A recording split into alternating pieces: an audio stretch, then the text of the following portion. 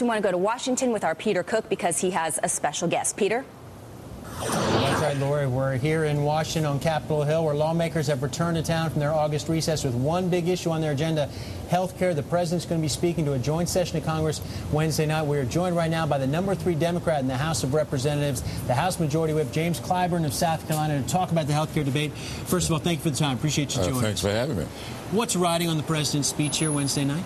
Well, the whole future of health care reform will ride on this speech tomorrow night. I think that most people know we've been trying to do this now for a little better than 60 years. We've seen president after president fail to do it. So what's riding tomorrow night is the whole future of this reform, which I think we must have. Health care has got to be made affordable and accessible to all Americans. I believe that's a fundamental right that every American ought to have. And so the whole future of that will ride on the speech tomorrow night. Do you think this August recess, and we all covered the town hall meetings that took place, some more raucous than others, of course, do you think the recess did more harm than good to the president's reform effort? No, I don't think so. I think it revealed exactly how tough this is going to be.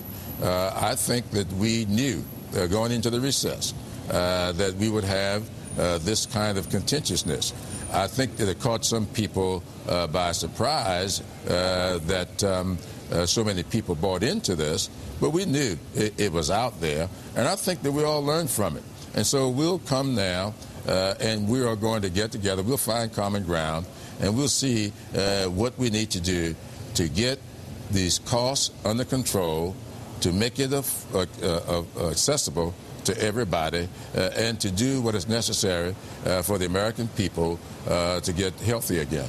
All right, your job as the House Majority Whip, as we often talk about, is to get those votes, to keep track of the vote count. And let me ask you, sir, when you hear some members of the House Democratic caucus say, listen, I can't vote for something unless it includes a public option, you hear others from the same caucus, Blue Dog Democrats, say, I can't vote for something that does include a public option. How does this shake out? Well, I think there is a common ground here. I believe that what we're talking about with a public option is when do we get there? I think that most people, over 70% in the polls that I've seen, believe that we need to have a public option. Now, what we're trying to do is figure out exactly how that will work and when it will kick in. I want to vote for a public option as well. I believe very strongly in it. But I do not believe that we have to get to a public option in date one. If it takes 3, 4, or 5 years to get to the public option, the robust public option, I think that's what we ought to do. So a trigger, if you will. That's what a lot of people have been talking about, both in the House and the Senate.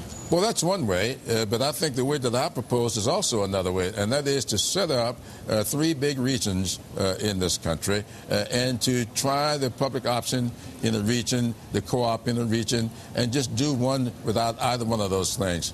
And then let's take a look at it 3 or 4 years down the road and see how to mandate this on a permanent basis. Do you think that members of your caucus, again, those who've been pushing hardest for a public option, will be satisfied with that? There are some who say, listen, we've got the votes here on the Democratic side, particularly in the House. Let's just ram this through right away. Well, you know, maybe it's been my experiences with this sort of thing. When we passed the 1964 Civil Rights Act, voting rights wasn't in it. We didn't get that until a year later. And we didn't get fair housing until 3 years after that. And so all I'm saying to all of my colleagues is let's do what we can on an incremental basis. Let's not sacrifice good on the altar of the perfect. And that's what too many people seem to be doing. How can the president help your job in terms of counting up those votes in the end with his speech Wednesday night? Does he have to provide some political cover for Democrats who are worried about this vote? I think the president needs to be passionate about this. I think he has a very good personal story to tell about it. I, too, know what it is to watch your moms die from multiple myeloma, which my mother did at 55. And I know a little bit about how emotional that can be. I think the president needs to lay out his passions for this, and I do believe that when he speaks to the American people from his own personal perspective, it is overwhelmingly effective. What about the timing for all this? I know there are a lot of people suggesting maybe the bipartisan bill that's being negotiated here on the Senate side, maybe that's the best vehicle here. Wait to see how that shakes out in the Finance Committee before the House moves. What's your own view on that? My own view is that the House needs to work its will. The Senate seems to be doing its will. They may come up with something without a public option. I think the House must come up with something that includes a public option. Now, having said that, once again, the question is, how do we get to it? But the House must have public option in its legislation so that we can go to conference and work this out. If we fail to do a public option on the House side, I'm afraid that we won't have much chance of getting done what needs to be done in the conference. All right. Congressman, thanks very much for your time. Appreciate you joining us. We'll be watching on Wednesday night. Very good.